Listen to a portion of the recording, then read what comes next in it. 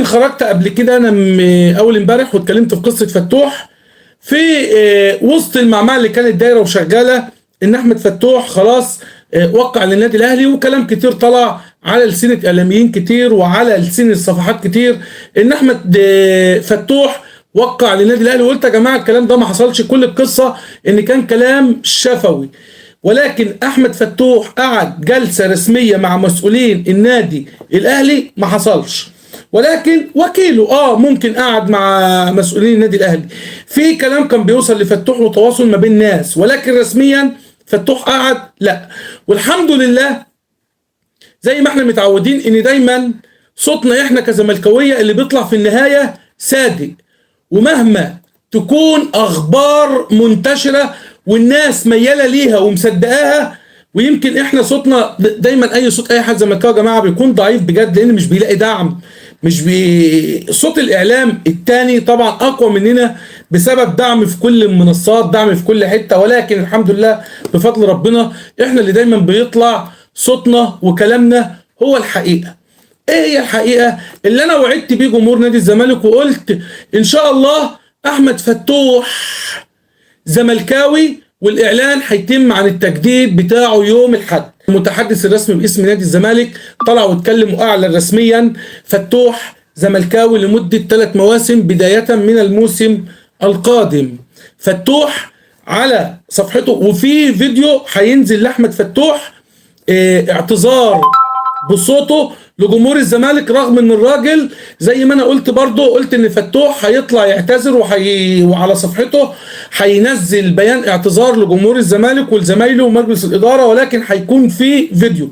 وبالفعل احمد فتوح نزل بيان اعتذار لجمهور نادي الزمالك. بيقول ايه بقى؟ بيقول جمهور الزمالك العظيم شريك الحلم وكل لحظه نجاح والسند في كل صعب على مدار سنوات، أتشرف اليوم بإعلان عن تجديد تعاقدي في بيتي نادي الزمالك العظيم لتستمر الرحلة سنوات قادمة، ونستكمل سويا من الآن الدفاع عن طموحات جماهيرنا وإعادة نادينا لمكانته الطبيعية بكتابة تاريخ جديد يليق باسم الزمالك صاحب الفضل على الجميع. بكل التقدير للجميع أعتذر عن سوء فهم حدث خلال الفترة الماضية دون قصد، وبحسن نية إدارة النادي والجماهير العظيمة وزملائي سواء من إخواتي الكبار كباتن الفريق أو إخواتي الصغار من ناشئين الزمالك. مستقبل نادينا العظيم وسنظل واحد دائما، ونطوي الفترة الماضية ونستمر تحت شعار الزمالك أولا. وتقبلت كل العقوبات والخصومات وأي قرارات لإثبات حسن نيتي والتزامي وحبي وتقديري لهذا الكيان واعتذاري، كذلك كلنا بشر وكلنا خاطئون، ده الكلام اللي أنا قلته. وسنظل نتعلم من المواقف لنصل لأفضل نسخة من أنفسنا. توكلنا على الله. عاش الزمالك، عاش الزمالك. وفتوح متابعته لنادي الزمالك رجعت تاني. والكلام اللي انا قلته لحضراتكم قبل كده وناس كتير دخلت هجمتني وناس كتير دخلت قالت انت حضرتك بتهبد، يا رب ما تغيرش عنوان الفيديو. فتوح وقع للاهلي، فتوح وقع لبيراميدز، فتوح وقع لزد، فتوح مش هيكمل في نادي الزمالك. وانا فضلت عند رايي وتحديت كل الناس ديت وقلت يوم الاحد، وارجعوا للفيديو بتاع اول امبارح هتلاقوه موجود مش بعيد، يعني ده ادخلوا على القناه هتلاقوا اول امبارح من يومين هتلاقوا الفيديو، هتلاقوني وانا بقول احمد فتوح يوم الاحد الاعلان الرسمي وهينزل بيان اعتذار، زائد ان في فيديو كمان احمد فتوح هيعمله اعتذار لجمهور نادي الزمالك. احمد فتوح زملكاوي وده اللي احنا قلناه، احمد فتوح زملكاوي، ولكن كان سوء تفاهم. احمد فتوح غلط واخطا، ولكن زي ما قلت برضو كلنا بشر. كتير من الزملكاويه زعلانين وكتير من الزملكاويه انساقط ورا بعض السوشيال ميديا ان لا لفتوح المبادئ والقيم، فتوح ما ينفعش يجدد، فتوح لازم يتباع وقرار مجلس الاداره لازم يتنفذ. فتوح اخطا، طبعا اخطا وخطا كبير، اتعاقب. انت حضرتك عاقبته حسب اللوائح والقوانين بتاعت الفيفا ما بتقول. حضرتك خصمت من مستحقاته، حضرتك وقفته لمدة شهر، حضرتك يعني اللي فتوح شافه والعلقة السخنة اللي خدتها من جمهور الزمالك على السوشيال ميديا دي لوحدها كفيلة عقاب. ولكن ما تجيش ابن من ابنائي او موهبة عندي او لاعب الكل مستعد ان يبيع نفسه مقابل ان يجيب احمد فتوح واوله من النادي الاهلي. الاهلي كان يموت ويجيب احمد فتوح زي ما الاهلي كان يموت ويجيب الدكتور محمد اسامه، ولكن دكتور محمد اسامه رفض. عشان كده اتعملت حمله على الدكتور محمد اسامه بسبب اصابه مصطفى شلبي وشرايح ومسامير وتشخيص خاطئ و برضه رد على الهبيده. وانا مصمم عند رايي وعند كلام اللي انا قلته رغم ان احنا صوتنا ضعيف، صوتنا دايما صوت الزملكاويه ضعيف. وانا بقول لك مصطفى شلبي يا استاذ مهيب يا اعلام كله فاسق ومضلل، الاعلام المضلل. مصطفى شلبي متواجد في معسكر الزمالك القادم، ازاي شرايح ومسامير وداخل في عمليات والراجل هيكون متواجد في المعسكر وهيشارك مع الفرقه. دلوقتي نفسي اشوف كل الاعلام اللي كان بيقول ان فتوح مش هيجدد، فتوح مش هيعمل، يطلع يوريني نفسه ويطلع يرد. دلوقتي يعني للاسف احنا كجمهور الزمالك او معظم جماهير الزمالك كانت منساقه ورا الناس ديت، مش عاوزين ندوا ودنا لحد يا جماعه. انت كل القصه ان ازاي يتم تفريغ الفريق بتاعك. سابوا مسلسل فتوح ودخلوا على مسلسل احمد السيد زيزو، والكل ما شاء الله دلوقتي شغال سمسر. الكل شغال دلوقتي ازاي يجيب عقد لزيزو، الكل شغال دلوقتي ازاي زيزو يخرج من نادي الزمالك، والا هتحصل كوارث. ازاي انت مضطر بقى عشان تقعد احمد السيد زيزو انك تعلي الاجر بتاعه والراتب بتاعه، وهتعمل مشاكل في غرف خلع اللبس، في الغرف المغلقه.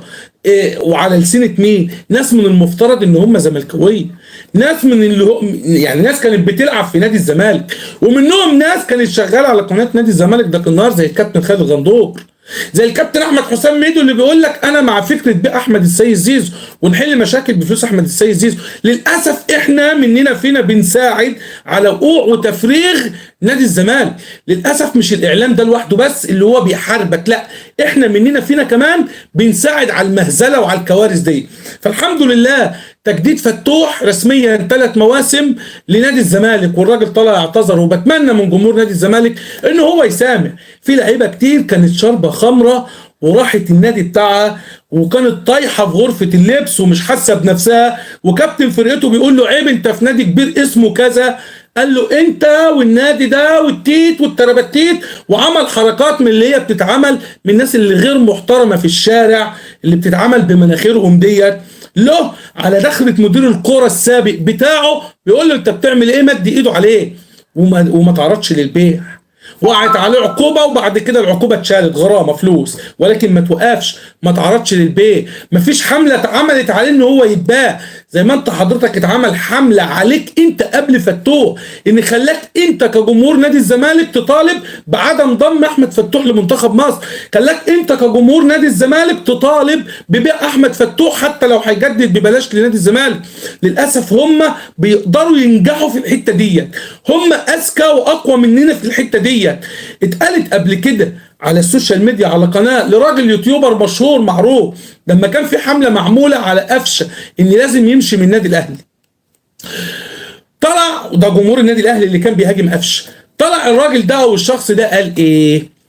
قال يا جمهور الاهلي العظيم ما نبقوش احنا السكينه اللي بنذبح بيها اولادنا، مش اللي احنا بنعمله يتعمل فينا، احنا خلينا جمهور الزمالك يتبع علاء، ما تخلوش جمهور الزمالك وصفات الزمالك تسوقكم انكم تذبحوا قفش. يعني اعتراف منهم ان هم عملوا كده، واعتراف منهم ان هم بيعملوا كده، ولكن انا مش بذكر الكل، انا بقول القله اللي هم ما بيخافوش ربنا، العالم اللي هي ما بتراعيش ربنا، يكبر لك الليل، يكبر لك القصه، انت بتضيع، انت بتتدمر، انت بتنهار، ولكن هل يديك حلول؟ مفيش حلول. اما الناحيه الثانيه بيخلقوا شماعات قبل ما حضرتك بتقع في اي حاجه، عشان لو في اي حاجه حصلت لا انت يا باشا كده في شماعات متجهزه لك. الاعلام لا يجرؤ اليمه الثانيه ان هو يخرج يقول ان الشناوي جاي له عقد من نادي ضمك السعودي، الاعلام لا يجرؤ ان هو يقول ان الشناوي طلب من الكابتن محمود الخطيب ان هو يوافق على احتراف. خرج الشناوي ما خرجش الشناوي مش قصتي، ولكن المعلومه زي ما انا قلتها لحضرتك معلومه حقيقيه، ولكن الاعلام يجرؤ يقول الكلام ده؟ لا. زي ما لا يجرؤ الاعلام انه يقول ان في مشكله ما بين امام عاشور وكولر، او الكابتن محمود الخطيب قطع فتره العلاج بتاعته وجه عشان خاطر يصلح العلاقه ما بين امام وما بين كولر، وامام يشارك في مباراه سان داونز. فاكرين المباراه ديت اللي شارك فيها امام وكانت اول مباراه يشارك فيها؟ قطع الكابتن محمود الخطيب فتره علاجه وجه عشان يصلح المشكله.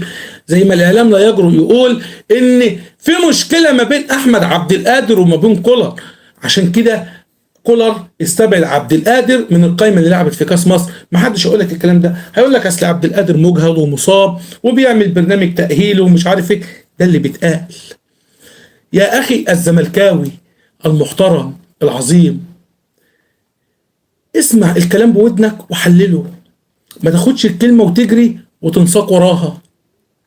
ما تكونش انت بايدك اللي بتقتل ولادك. احمد فتوح اخطأ، اتعاقب. انا واحد من الناس طلعت هاجمته وطلعت مرمطته، ولكن مش معنى ان انا امسك ابني عشان اخطأ ان انا ضربته او عاقبته او شتمته او هنته او حبسته او عملت فيه اي حاجة، مش معناه ان انا بكرهه. ما ينفعش ابني يخطئ وان انا اموته او ابيعه او اكرشه من بيتي. لا، انا اعاقبه واهينه واضربه وازعق له واعمل كل حاجه عشان احافظ عليه عشان ما يغلطش تاني. الراجل بيتعهد ان عمره ما هيعمل الحركه دي تاني ولا هيزعل جمهور الزمالك تاني، وبيعترف بفضل نادي الزمالك عليه. فانا بتمنى من جمهور الزمالك ان هو يسامح احمد فتوح. بتمنى من جمهور الزمالك على السوشيال ميديا ينزل بوستات كلها فرح وتهنئه باحمد فتوح، ونقول مبروك يا فتوح عليك نادي الزمالك. احنا ما نقدرش ننكر، واللي ينكر يبقى ضلالي. ما نقدرش نستغنى عن فتوح. احنا محتاجين احمد فتوح، واحمد فتوح محتاج نادي الزمالك زي ما احنا محتاجينه. احنا مش هنقدر نعوض احمد فتوح، مش هنقدر نعوضه.